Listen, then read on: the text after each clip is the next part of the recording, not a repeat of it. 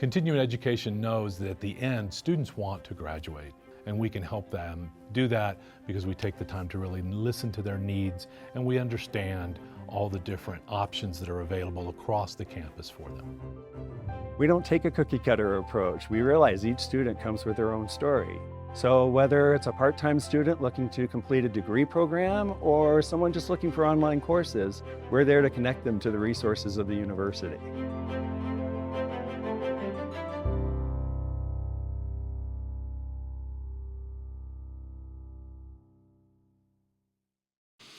Good morning and welcome to the Conference on World Affairs. This session is called Life After College, Internships, Jobs, and Entering the Workforce. We're in UMC West Ballroom. It's 9 a.m. on Wednesday, April 9th, 2025. Before I start, let me reference our respect and recognition that we sit on lands that were held by indigenous peoples. Those of you who've attended earlier sessions have heard remarks concerning this. I have a slightly different remark. I want to note to you the term tortuous interference. It's a Latin term that lawyers use that means an illegal taking, tortuous interference. That's what happened when the white men came to Colorado and throughout the West. They took land. The Indians, the Native Americans, did not understand that because they didn't think they owned the land, so how could you take it from them? They respected the land and recognized that the lands that they were on were owned by everybody, were shared by everybody, and if you took care of Mother Earth, she would take care of you, providing shelter, food, heat, so this was a egregious thing. There's a saying that if you fail, those who fail to study history are destined to repeat the errors of the past. Torturous interference, Ukraine, Panama, Greenland, Canada. Those who fail to study history are destined to repeat it. My name is David Bachrach. I'm the moderator of this program.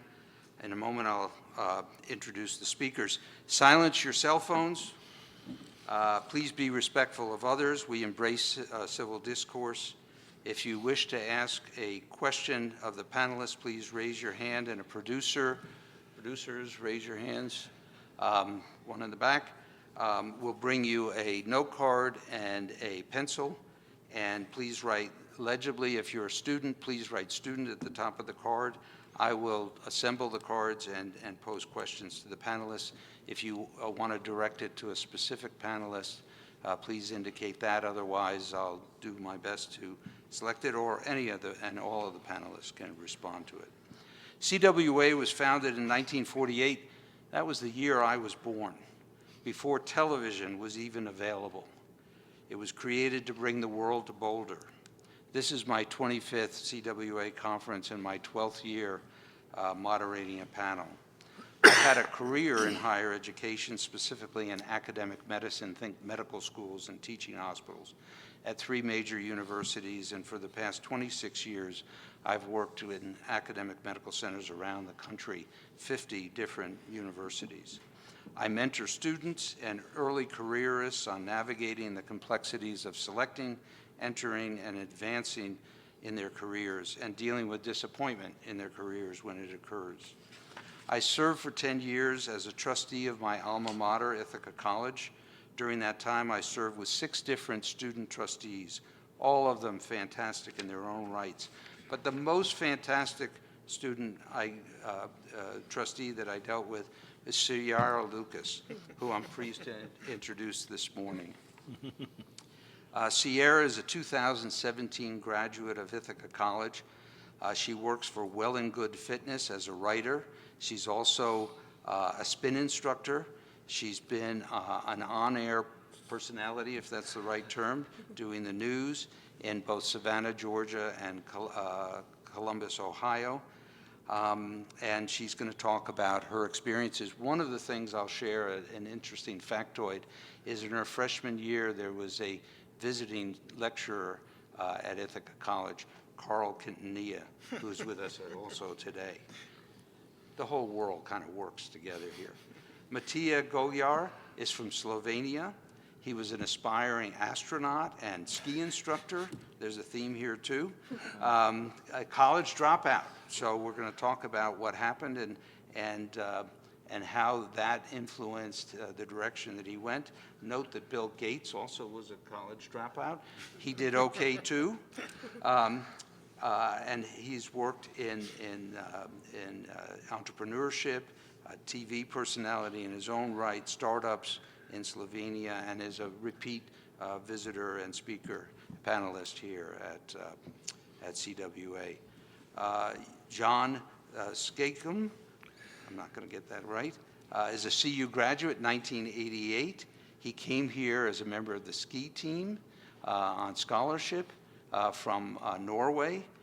He is a member of the CU Athletic Hall of Fame.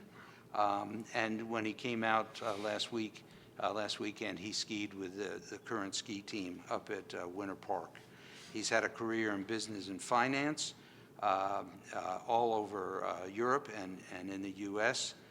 And Carl Quintanilla, many of you know, but may not know, he's a graduate of CU, worked initially with the Wall Street Journal, CNBC, and NBC, and in business and finance, and you can tune into him almost any morning.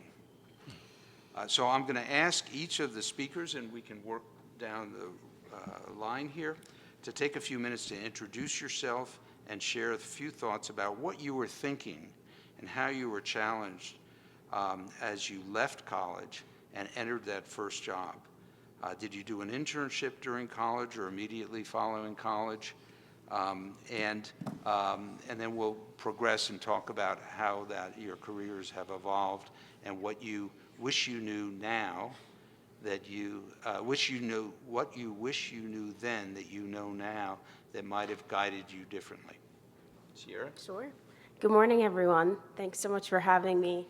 As David mentioned, I'm a 2017 graduate at Ithaca College. I majored in journalism, double minored in French and sociology. I went into undergrad knowing that I wanted to pursue broadcast journalism, and I started my career as a TV reporter and anchor, traveling all across the country, moving from city to city, working my way up the ladder.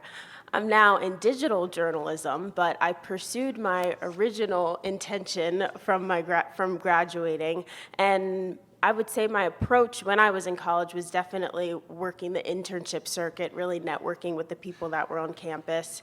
Ithaca College, the Park School of Communications has a very well-known alumni network of people that work at those big networks, NBC, ABC. I interned for the Olympics one summer, really making sure that I took advantage of all opportunities that were available for students.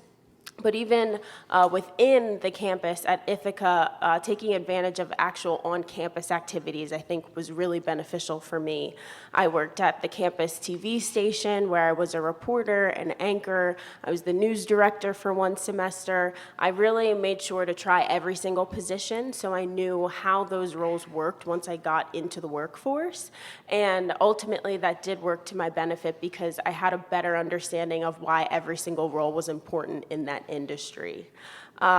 David, you mentioned, what do I know now that I wish I knew then, was that I wish I had sat with myself sooner and understood that dreams are allowed to evolve, goals are allowed to evolve. I went to college knowing that I wanted to be a broadcast journalist, and I did that for 7 years. And as I worked really hard on the morning show, getting up at 2 o'clock in the morning, reporting the news from 5 a.m. to noon, it was a grind, and it was very hard on me, and I was living away from my family. As David mentioned, I lived in Georgia and Ohio. Home is Philadelphia, so I was living in places where I knew no one and was constantly starting over in my life. And it wasn't until I kind of had like reached my very last thread of patience, and I think COVID definitely did a number on me as well, where I was like, okay, how can I take these skills that are definitely transferable and put them into a different kind of role? And so that's when I moved full-time into digital journalism. And I'm now based in New York City. So I think it's really important to, one, of course, pursue your goals and follow things through, but know when it's time to move on. And be easy on yourself when you make that decision, because it took me almost 2 years to finally accept you're not happy with what you're doing, you want to change what you're doing, and that's okay. You're not a failure because you've decided to move on to something else.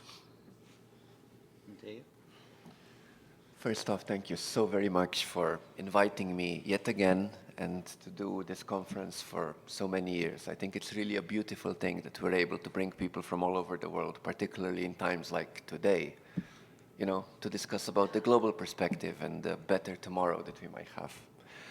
I'm really bad with introducing myself and talking about what I did here and what I did there, so allow me to share a story that I think it's quite relevant here.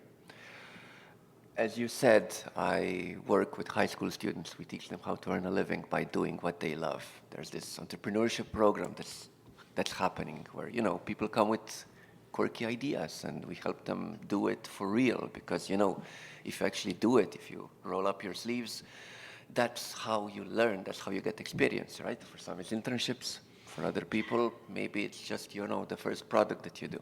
So in one of those classes, in our post-socialist Slovenia, we had a discussion. How do you get a job? How do you get an internship? How do you convince somebody to actually invite you for the interview? And it's hard, right? Especially if you don't have the background to be attractive enough. Hey, I finished Yale and everyone wants to talk to me. So I told them there's a way to communicate that you will always at least have the conversation. I can't guarantee you a job, but I can for sure guarantee you that if you use the words that they want to hear, well, you can knock on the door. They're going to say, let's talk. And then the obvious response was, well, but Matija, you do a TV show. Everyone knows you in the country. You're, you know, a former startup founder. Easy for you to say that. And I'm like, let's do it for real. Let me prove it. So we basically decided that they're going to pick something that I can't get in, and we're going to do it step by step together so that I get an interview. They first said, hey, Matija, apply for Google. Yeah, well, of course, everyone can get to Google if they're a former founder. That's too easy. And then they're like, yo, but you dropped out of college. How about you go straight to master's? And I'm like, yeah, in our part of the world where we're very, you know, rigorous, that's not possible. But, you know, here, if you have a good background, they will accept you already, even if you just say, hey, I'm doing some cool stuff. Make it harder.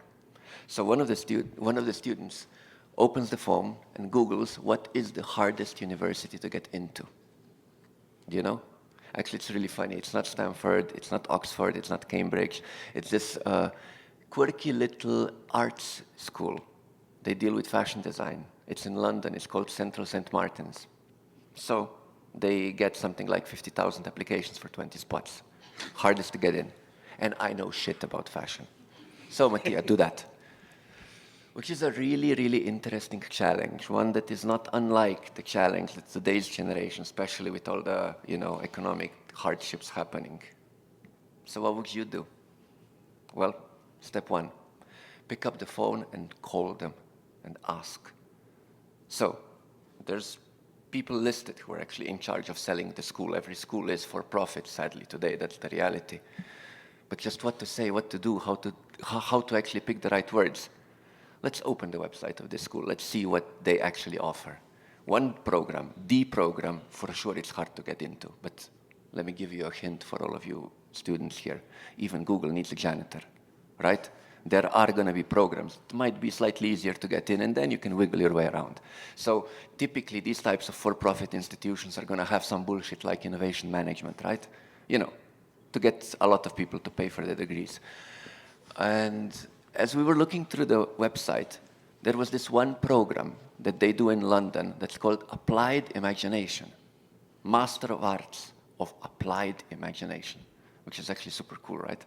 What they do is they invite people who are artists to teach their methods, and then you do a project, and then you present that project, and you get a master's. Sweet, right? What do you need to get in? It says that you needed to be a designer. Okay. So I pick up the phone, I call the guy who is responsible to sell the program, and I say, hey, I'm a former TV host, a producer, I started a company, but most importantly, I've returned to teaching, and I'm a curriculum designer. I think what you're doing applies for me, but I'm not really sure if this program is good enough for me to say yes. So do you think this might be applicable for me? Here's the trick, right? Don't be the one who's selling yourself. Turn it around. Get others to sell to you. If anyone's ever been trying to date a girl or a guy, you know that already, right? Obviously, the guy starts talking. Super excited. You listen, you ask the right questions, you nod when it's appropriate, the usual stuff. We can do that, right? And then at some point, he was like, yeah, I think this is really interesting. And I'm like, yeah, I'm considering applying, but hey, here's this problem. I dropped out, you see. What do I need to do to basically be competitive?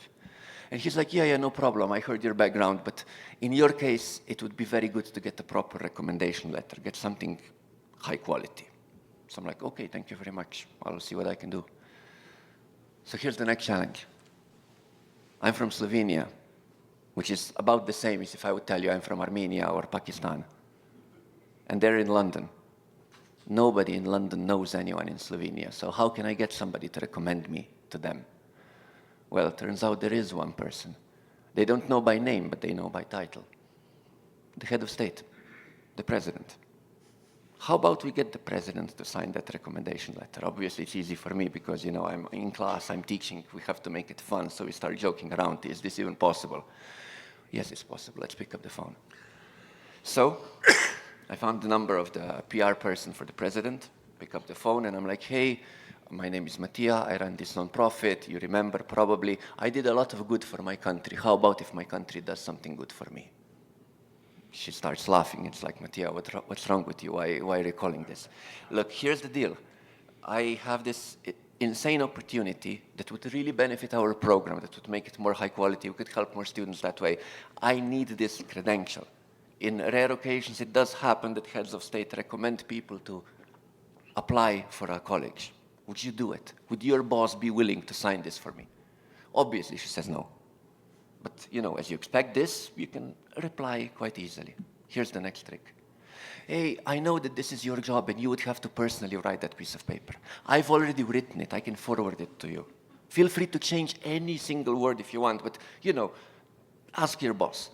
Obviously, I didn't write it, but, you know, it's easy to write it immediately after the phone call. So I was bugging her for a little bit, and she said, yeah, well, send it. So, thank you very much. Put the phone down, type something, send it quickly.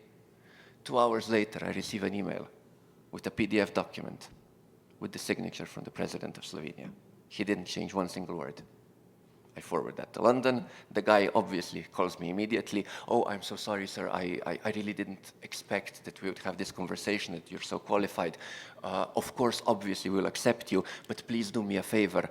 I know I want to be mindful of your time, but you still need to go to the interview. Please just show up there so that we have all the check boxes ticked.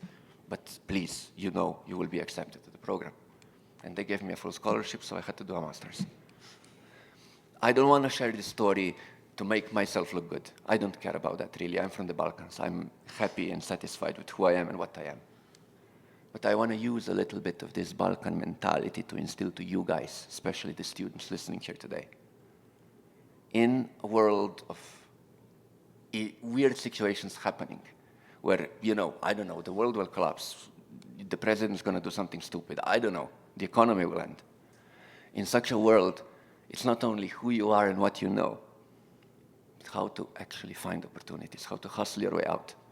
And I think more to the future that we look, more the AIs and weird technologies happen, these things are going to be important.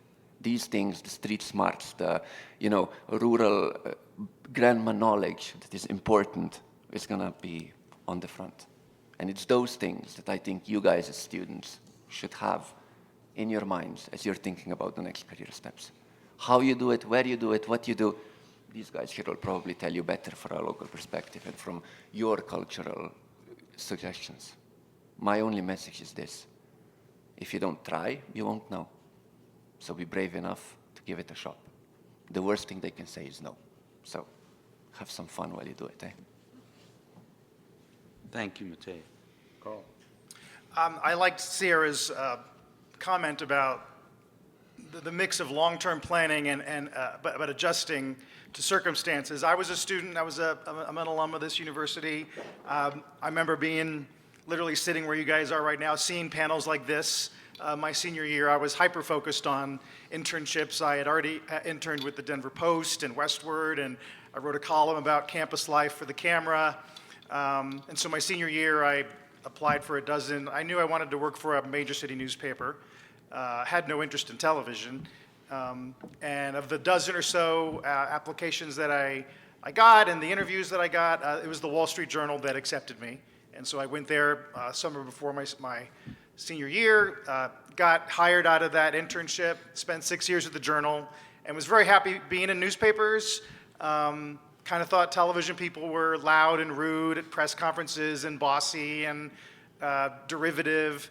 But the business models changed, and cable news became ascendant, and the internet was starting to really ding newspapers, and they started putting cameras in our bureaus, and so we had to go on and do a guest spot talking about our story that day. And you just realized that this train was slowing and this train was speeding up, and you had to hop to the other train. And so even though, you know, my aspirations were nowhere near where I am today, you had to have the moment of clarity and focus and adaptability to say, I'm going to try to ride a new wave, which is, I think, a huge lesson that students should really take to heart. Thank you. My name is John Skajem. I'm fortunate to be here in Boulder today and come back to my alma mater. I'm from Norway, and I have a little different perspective on all of this, but nevertheless, this is very exciting and incredibly important for all of us to talk about life after college.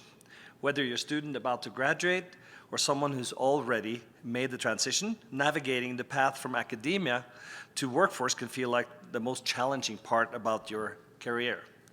For many of us, college is a time of great learning, of deepening knowledge, building relationships, and expanding worldviews.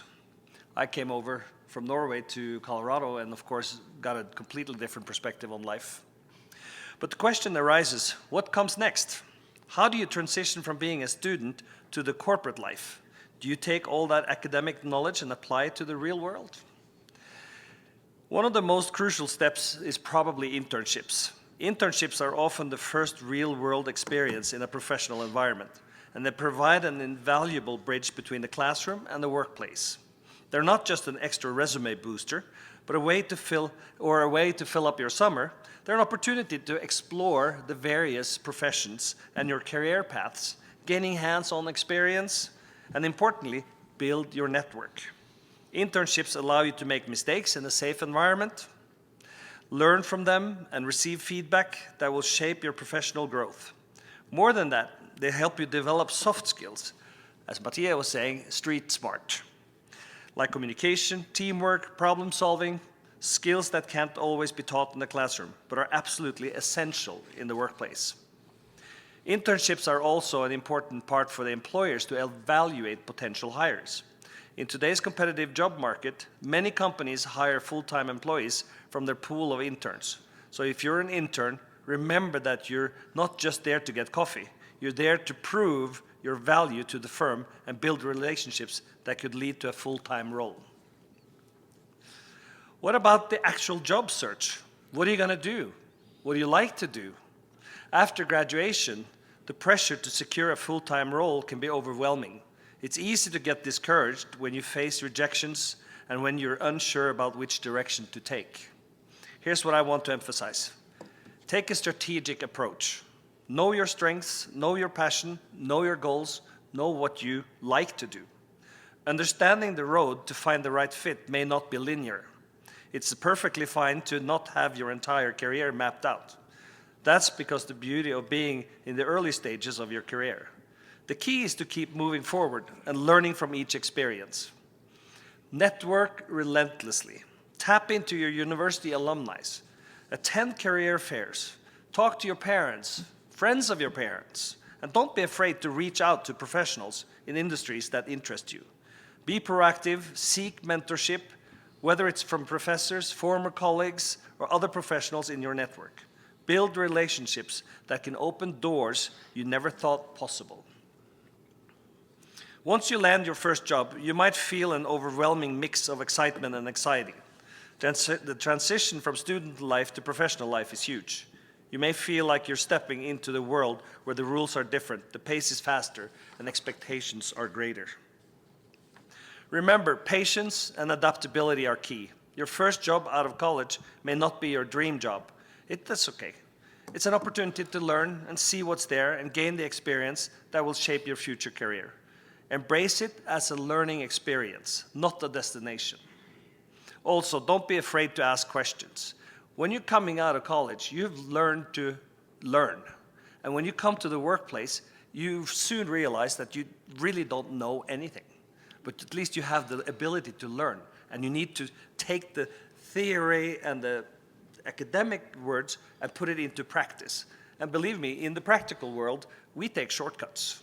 Everything that's in the book isn't necessarily how it's done out there. So you need to take that knowledge you have and transform it into the real world. So, closing thoughts, embrace your journey. I want to leave you with this thought. Entering the workforce after college can feel daunting, but also one of the most exciting times in your life. You're about to embark on a journey of self-discovery, growth, and opportunity.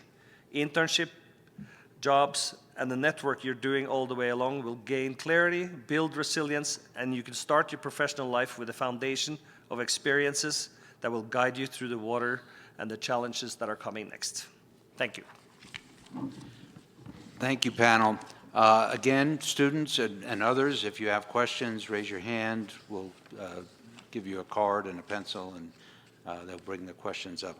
Let me start with a question, and I'm reflecting on what my own father told me in the early 70s about, find a good company to go to work for and you can spend your whole career there, because he grew up during the Depression.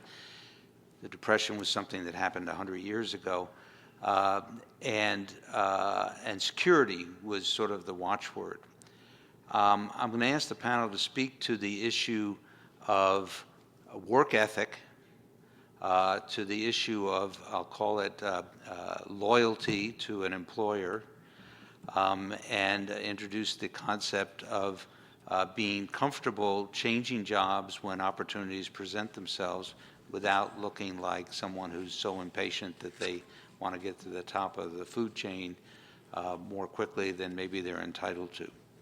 So first about work ethic and this idea of being willing to be a janitor just to get your foot in the door and then demonstrate what you're capable of.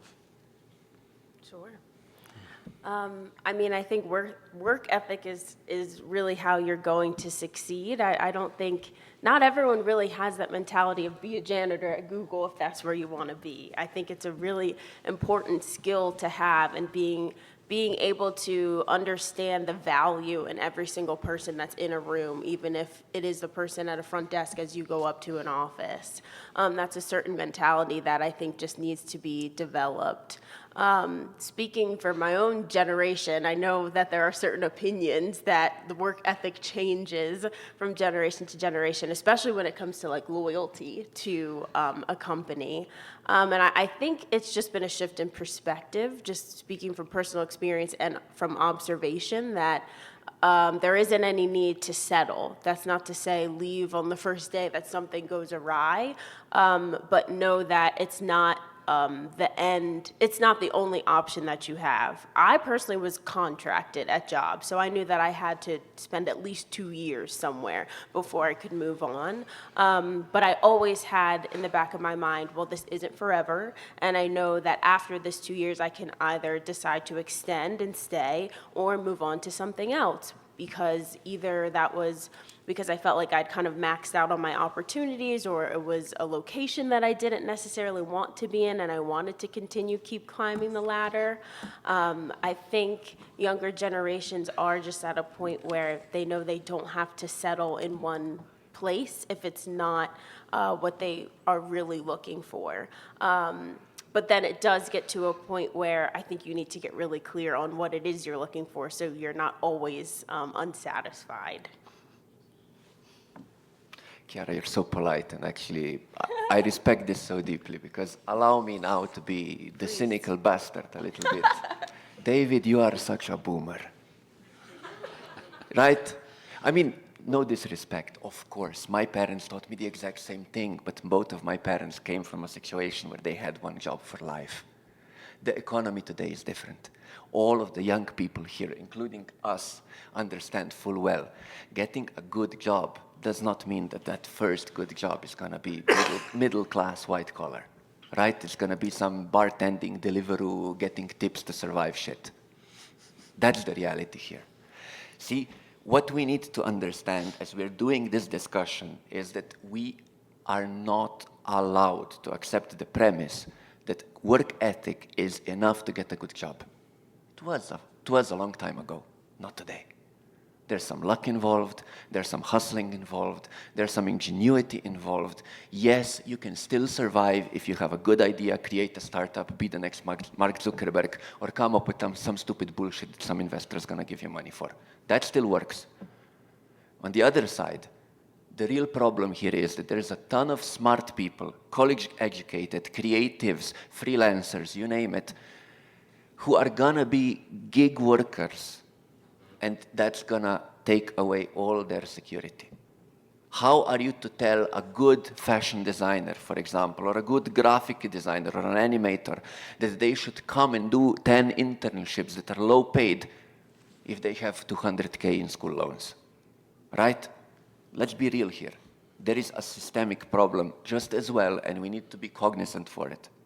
The steps that I think should be made, first, remember the Nordics. Then maybe remember us, because we do have free education, because we do have some systems in place where, for example, in your country and in mine, within your program, you do one semester placed in a job, and that needs to be paid. Stuff like that, I think, is completely normal nowadays. For those countries that do not have that, I think the students can have, well, should be guided towards an approach where they would do practical stuff as much as possible, where they would do the grunt work and the stupid tedium of school as little as possible, just so that they will be in a position to finally secure what you did and what, you know, others do to get the internship, to get the opportunity. But in reality, I think this is not the time to be scolding the young generation. You should work harder, you should work smarter, you should be quiet while we give you smart advice. Nobody has the crystal ball about the future. If we would be billionaires. Nobody knew 20 years ago that this will change the world. Nobody knew that algorithms are going to change politics. Nobody knew that AI apparently is going to change everything, even though what that everything is, nobody really knows also. We do not know the future. And if we do not know the future, we teach resilience, but we also want to create a social safety net. And we also want to create humility for the whole society, to give the students time to do what they do, to explore, to be young, to not just think about how you're going to make as much money as possible, but instead how you're going to find a calling and then work toward a strong skill set where that calling can become a source of income. And I don't need everyone to be the new Mark Zuckerberg or the new Elon Musk. God, please no. I'm super happy if the next person is, you know, the lady at Pearl Street who sells jewelry and makes something like, I don't know, $3,000 a month, but then by privilege, she has a small cottage somewhere that she doesn't need to pay too much mortgage on and lives a happy life and enjoys today to tomorrow and maybe goes skiing once a week. That's enough, I hope. So to me, you know, internships are not about being proud or thinking that it's going to send you to the top of the ladder right away. My first internships, I got a lot of coffees. I opened a lot of mail. I was a glorified gopher at one of my first national internships at NPR back in the 90s. But to me, it was always about being in the building. And the things that happen in the building that you couldn't do if you're not inside. So I would walk up to the State Department reporter and say, can I go with you tomorrow to State? And Ted Clark took me to State. Nina Totenberg, same thing, took me to SCOTUS. The White House reporter took me to the briefing room. That was not part of my internship. No one, told me to do that. But I just knew that while I was here, this was, you had to make hay. And then go back to getting the coffee and running the scripts. So I think, it's incredibly important to be humble in the early days. And then to David's earlier point about networking, it's amazing to me how many people I either interned with or sort of had low-level beginning jobs with who are now running like major units of NBC, other media companies. And it's remarkable. I guess the question about what I wish I knew then, I wish I knew how many times that circle was going to get completed 20 years later. It takes 20 years. It takes 20 years. But the people that you sort of were chumming around with, doing the grunt work, are now in positions of real responsibility. And young people would be smart to recognize that in advance. Yeah, thank you. I'm a little bit more conservative, so I think that it's important with hard work. I think it's important to be humble, and in the early days of getting into the work life, I also did a lot of coffees and making copies, but that's a part of it. And as Carl is saying, being involved and asking for things and being interested, being proactive, being forward-thinking is very, very important. And then on top of it, you got to be creative. You got to think outside the box, and just be yourself and be outgoing. So I think this is very important. When it comes to changing jobs all the time, I'm not all that big on it. But and I think if you have a good experience early on, you will stay with that company for a while, and you will also be a part of the fabric. You'll be a part of the culture, and you can be much more effective because you know how all the little small things work in that company. Once you start in a different company, it may have a different way of doing things, and suddenly you find yourself not as productive as you wish you could be, or as the firm would like for you to be. So there is something to be said about growing up with the company. And a little tidbit of interest, when I was starting off in Chicago on the Chicago Board of Trade and the Mercantile Exchange, I had the pleasure of sitting next to Carl's colleague. And we were picking each other's brains. He was a couple of years older than me. So I got to work with the best in the business. And he was really enthusiastic, and I sucked information out of him all the time. And that was very nice for me. And I got to jumpstart the whole curve, and I really, really appreciated his mentorship. So I think, what should I say, be proactive, work hard, be polite, don't, just make sure you're nice to everybody, and you meet them later in life as well, and they have a different job, they have different things, and no matter who you are, no matter what education you have, you're just a person, just like them. And we can all be good together and create good results. There's no need to stab anybody back or talk bad about somebody else. Just be a nice person. That's okay too. Look yourself in the mirror and say, I like what I see. Thank you. And that goes to my last introductory question, and that is, if your personality type is very outgoing and you have a lot of comfort and you are a risk taker and you're willing to pick up the phone or walk into an office and say, I'd like a job. In today's environment where we're so virtual and much of what we do, many of the students here were in high school and early college during COVID when we Zoomed into classes. Any advice on overcoming anxiety, role-playing with colleagues, getting your 2-minute elevator speech down, putting yourself out there, taking risk? Growing up, my mom always repeated this mantra to me since I was a little girl. She always said to me, "A closed mouth does not get fed." I was very shy growing up, and so asking for something that I wanted or auditioning or interviewing for something gave me great anxiety. But it wasn't until I just kept practicing those things and forcing myself to have a little bit of courage, a little bit of boldness to go after what I wanted, that it started to get easier. And I started to see that I was reaping the benefits of opening my mouth and asking what I wanted.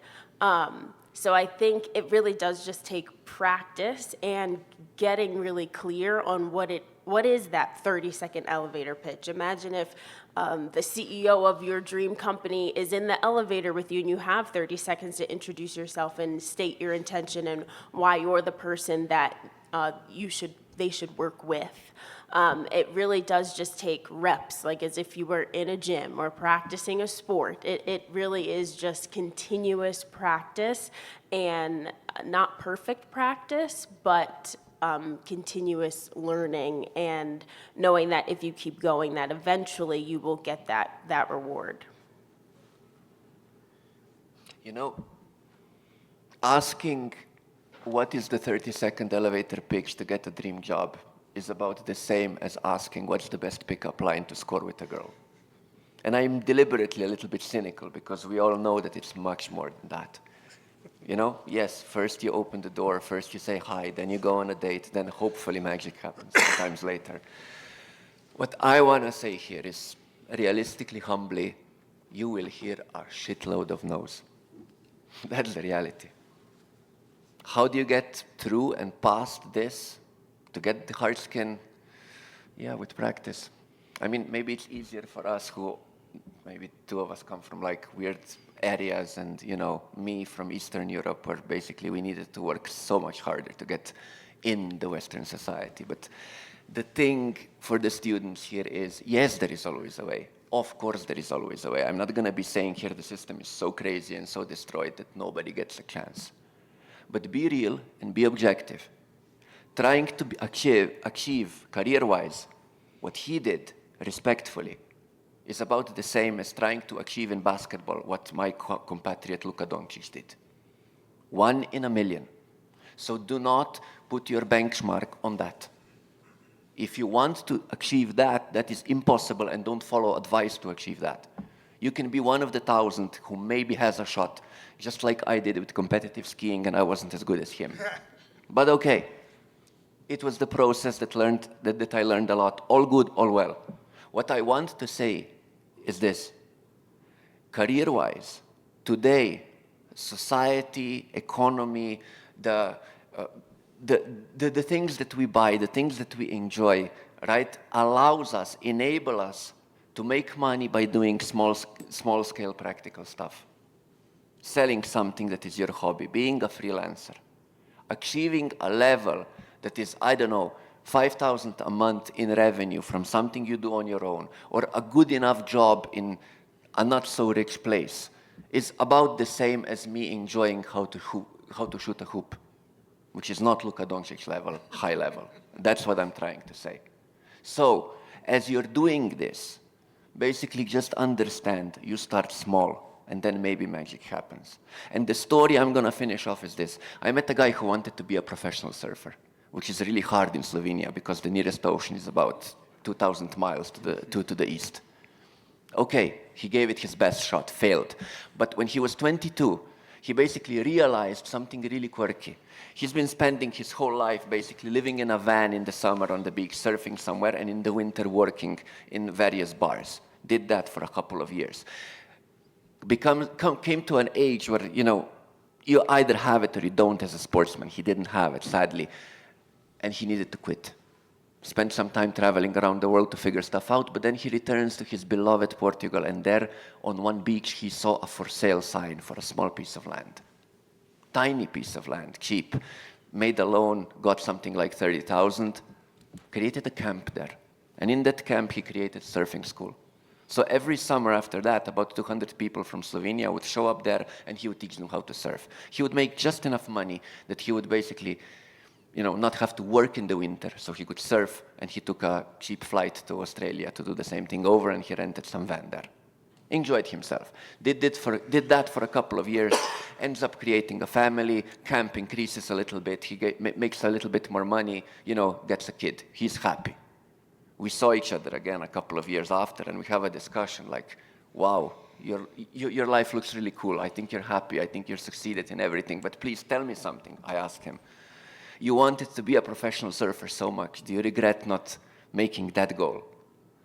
His answer kind of surprised me, but also kind of didn't. He said, well, you know what? No, not really. Turns out I never really wanted to be a professional surfer. I just wanted to surf. And now I got to do that, and people pay me for it. Moral of the story, I think that's the best definition of entrepreneurship, not the startup shit that Elon Musk is selling you. And that, I think, is also very good career advice, where you will find a plan B or plan C or plan D. Just understand, my friends, students from the young generation. Advice from the old generation, even though it's well-meaning and it is very kind and very generous, in today's economy often doesn't work. So just, listen to somebody else as well. Sounds good? Okay. There's a sense in corporate America, or at least in media, when you see an intern and they're just a little too earnest, they're too eager to give you that 30-second elevator speech. I mean, my experience, having watched now years of interns come and go, is that it kind of elicits a lot of eye rolling among managers. Oh boy, here's the yes, okay, yes, give me your 30-second elevator speech, which is not effective. It's not an effective approach. I've found.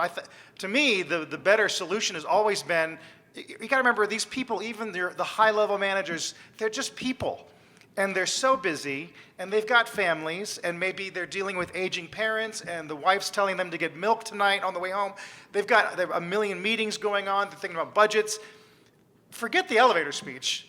Find something that is personal, that will make either you remember them or vice versa. I'll never forget, I once got a meeting with an executive producer, and we only had like 15 minutes to talk, but in the course of that 15 minutes, he mentioned that he had a young son who loved Batman.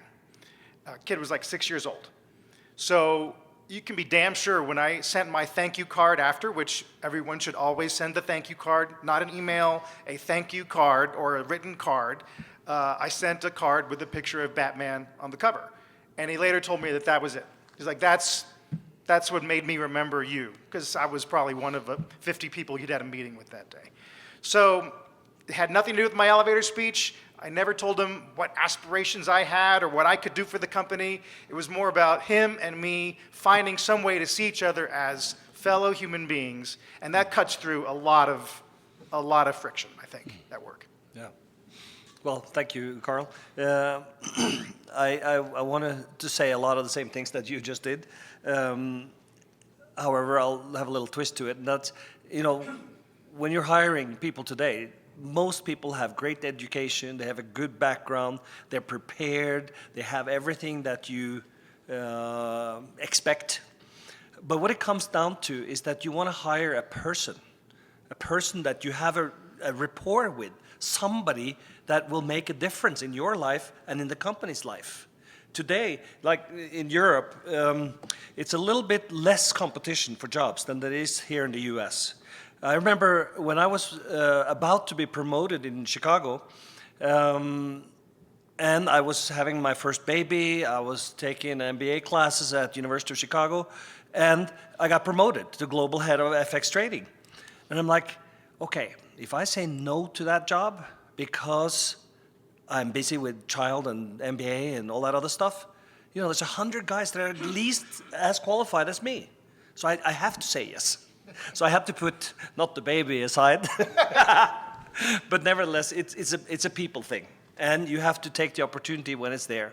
And I've always had that in mind, that we can learn a lot of great things, all of us, but personality and that earnestness and all that stuff, that's something you have in your fabric. And just make sure that you, as Carl's saying, find something, chemistry between the people. That's going to really be nice. Yeah. There was a movie producer and actor, Woody Allen. Many of the people in the room will know Woody Allen. He had a saying, he said that 90% of success is just showing up. and I'll add to that, being present, and being available, and taking some risk. Let me read a question.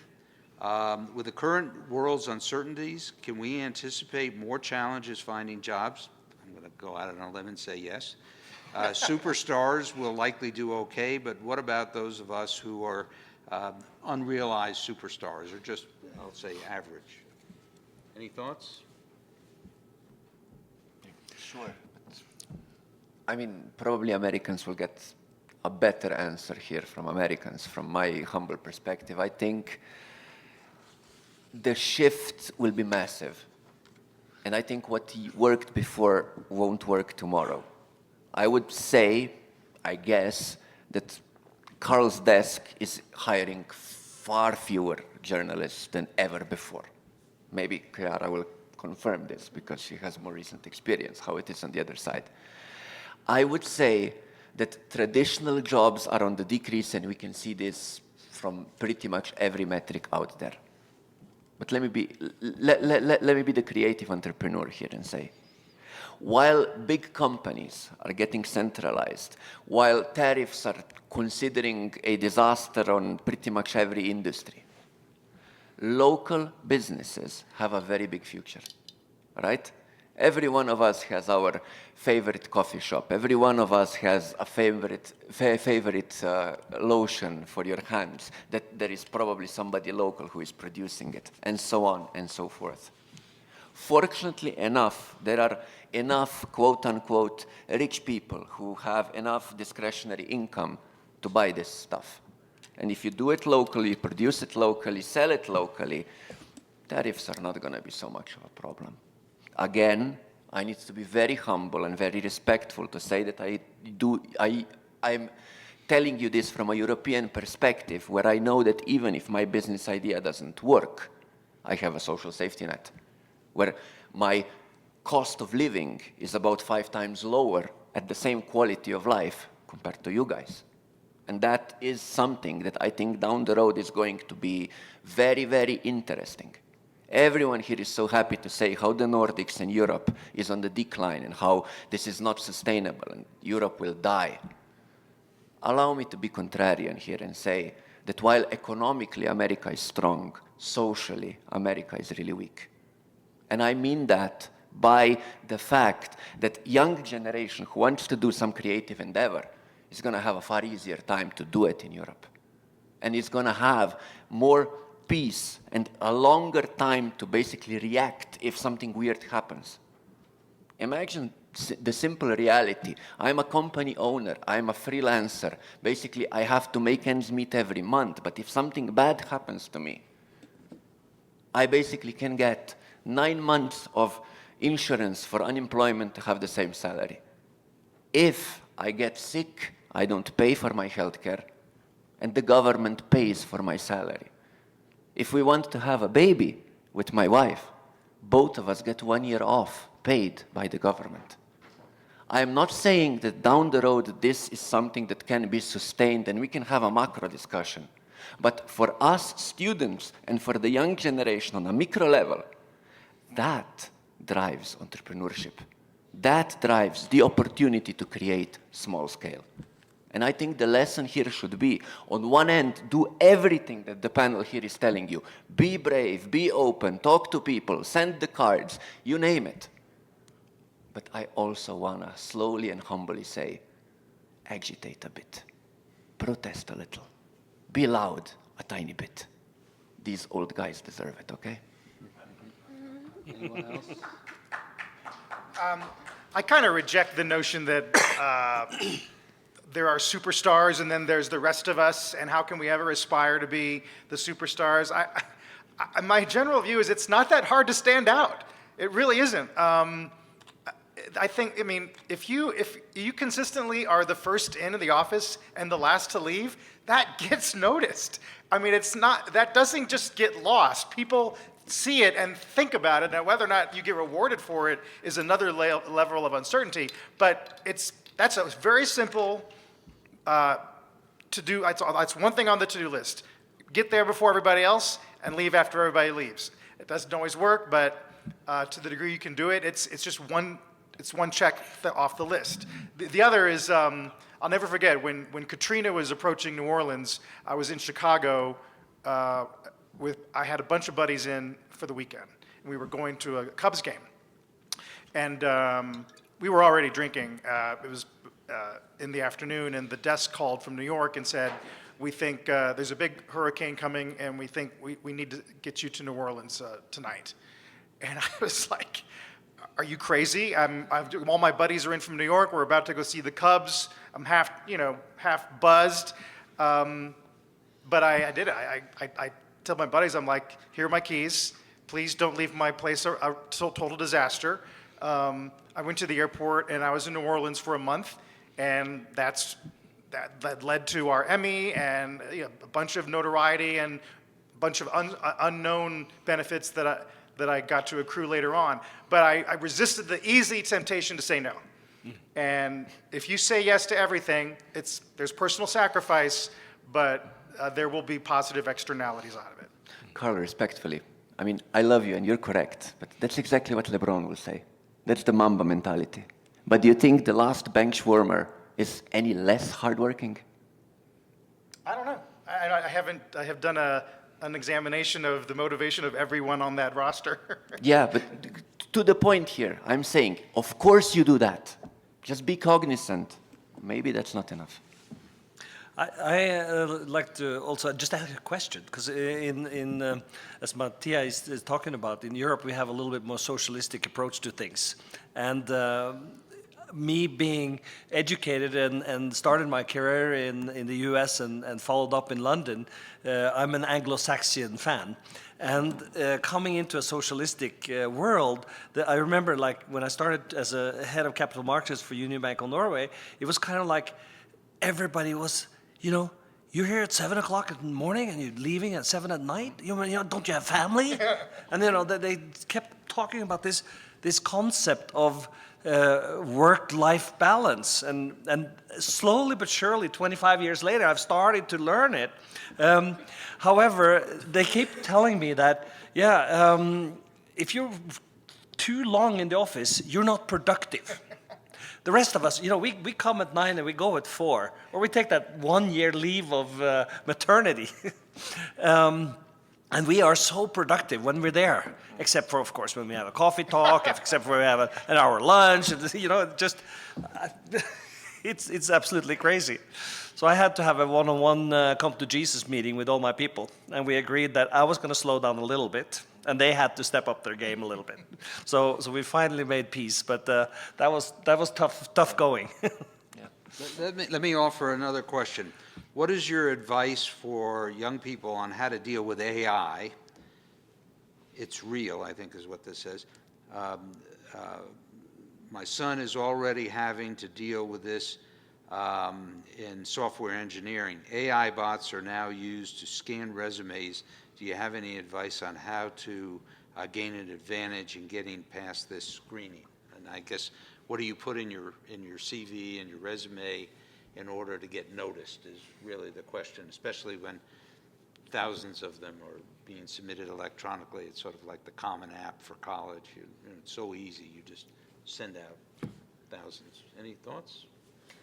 I actually have the same question. I'm seeing the use of AI. I think maybe every industry is really seeing it in some aspects take over jobs or take over certain roles in more efficient ways if done effectively. Not so much on the resume point, but with AI in general, I would definitely caution of abusing it, especially if you're still a student.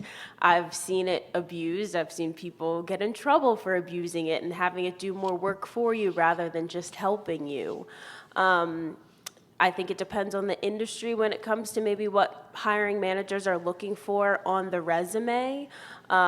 Personally, I have a little photo, I have a little description of who I am as a person, not just the accolades and the work experience, but what really I feel like I bring to a team and who I am as a person and my own intention when I'm working as a team member.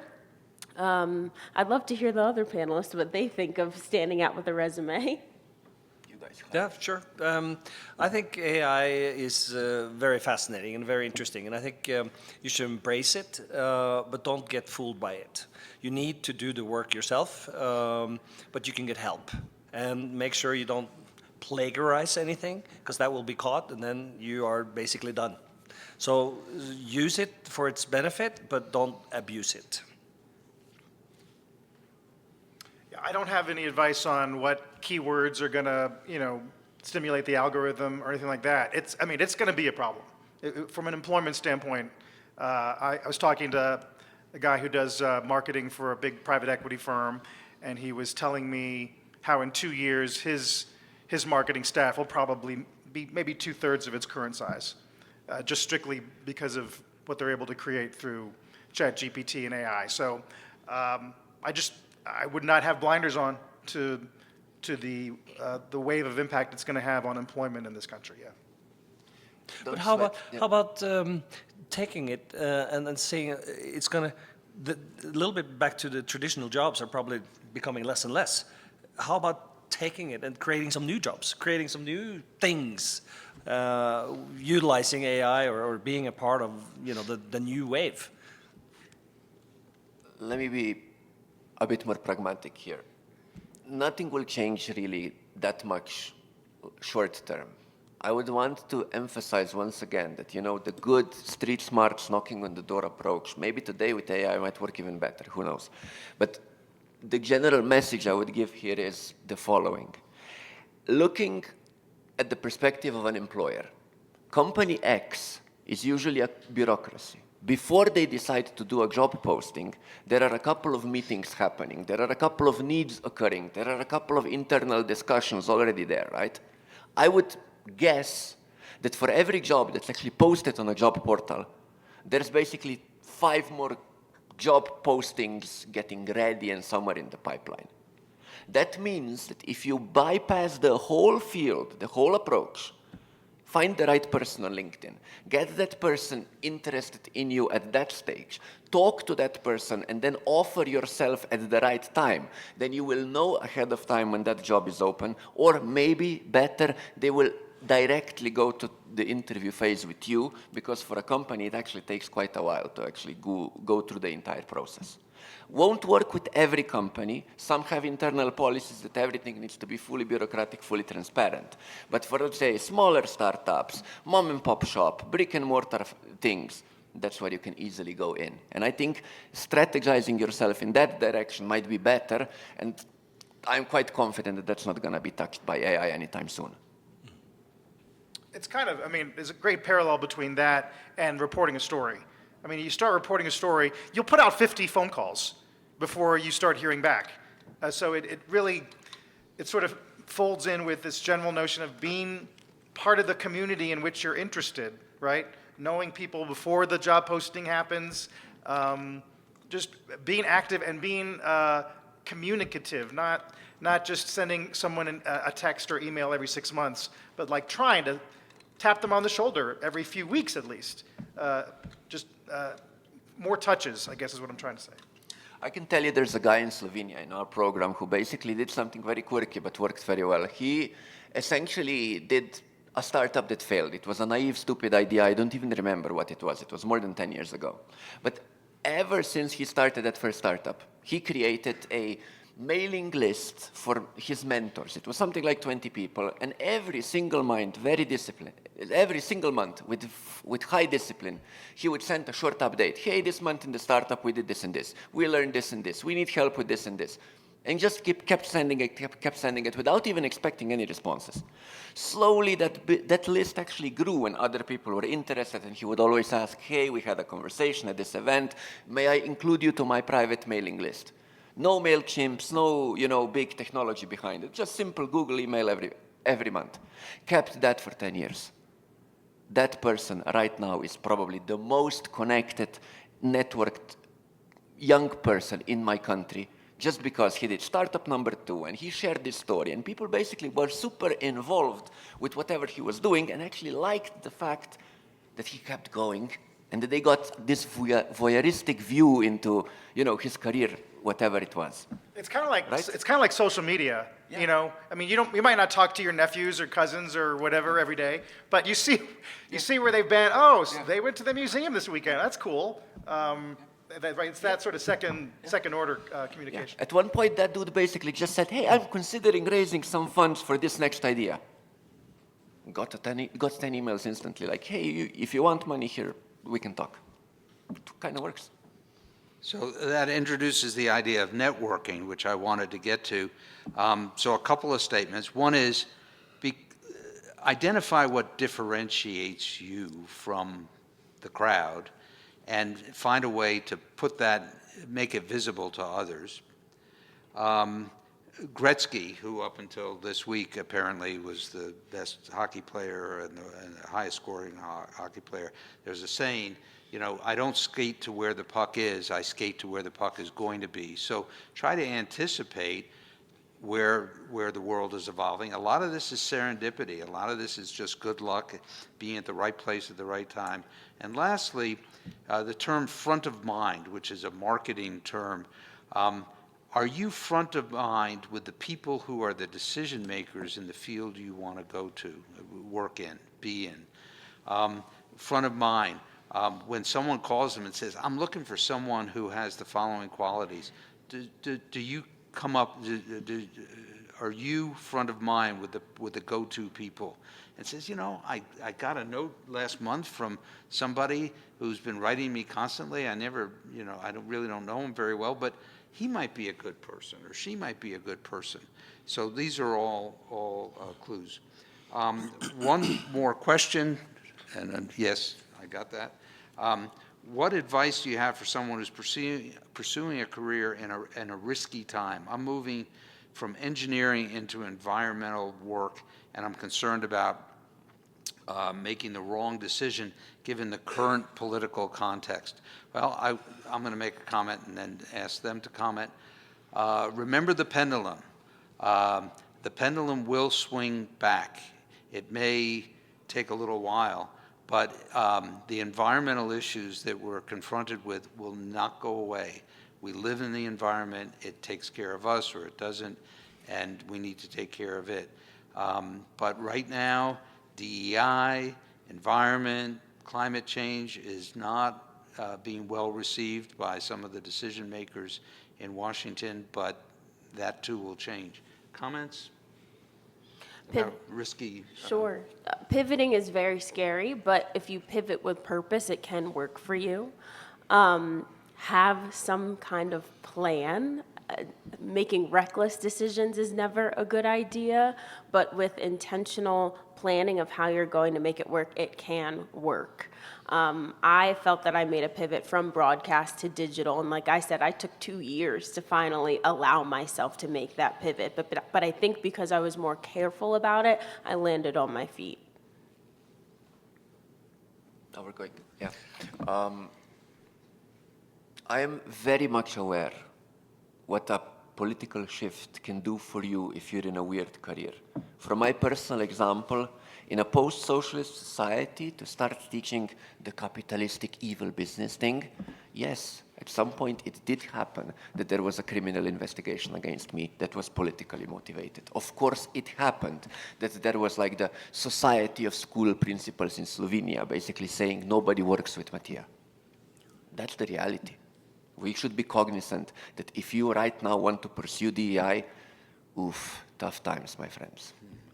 However, with that being said, deep respect that you do want to pursue this, and deeper respect still that you're considering this in difficult times like today. Don't stop because the world needs you. What I would add to that is, from my experience and from experience of other change makers across the world, if you are able to independently fundraise, if you are able to independently make money so that you cannot be touched by the government, by whoever wants to be against you, then you will be fine. And it goes even deeper. If you are able to communicate effectively to the extent that there is a platform that you have that gives you a voice, that gives you a megaphone, maybe even that is enough today. What I'm saying is this. Should you decide to go into one of these risky fields, it is not enough for you just to be the domain expert in that particular field, but you will need to be a domain expert in selling yourself, in making money, fundraising, whatever, and telling these stories convincingly so that you will be able to persist. And of course, be very, very aware that even if all goes well, if the pendulum swings too far, European history teaches us, as we all full well know, that bad times happen, and the pendulum will get stuck on the side. And I really don't want a fascist society. But if that does happen, try to get out. We have 1 minute left, and I'm going to ask each panelist to give a one-word, one-phrase answer to the question, what would you do differently based on what you know today as your 20-year-old self? In one word? One word, well, you want to go last? Yeah, go on the other Okay, side of the all right, table. John? I'd love to go. I would stay longer in college. I rushed through this school in 3 years, and I was in the athletic department, and I had absolutely no time to do anything but train, compete, and do studies. And I regret that till this day. I would have loved to spend 5 years, and just not to waste time, but to do other things while I was here. Because once you start working, you have 40 plus years ahead of you, and you're going to work every day. So, don't be afraid to spend a year or two extra. Carl? I would have spent less time in college. It took me 5 years, 5.5 years to graduate because I was so distracted by my internships that I was not a serious student until the very end. Matija? I would listen to my mother more, and despite everything I have said, I would want to work harder, because that always does help. Just on the other side of the spectrum, I think I would have become a political activist sooner. Ciara? The word I'd choose is evolve. I would tell my earlier 20s self that it's okay to change and pivot from your original plan. Thank you, panel. Thank you, audience. And enjoy the rest of the CWA.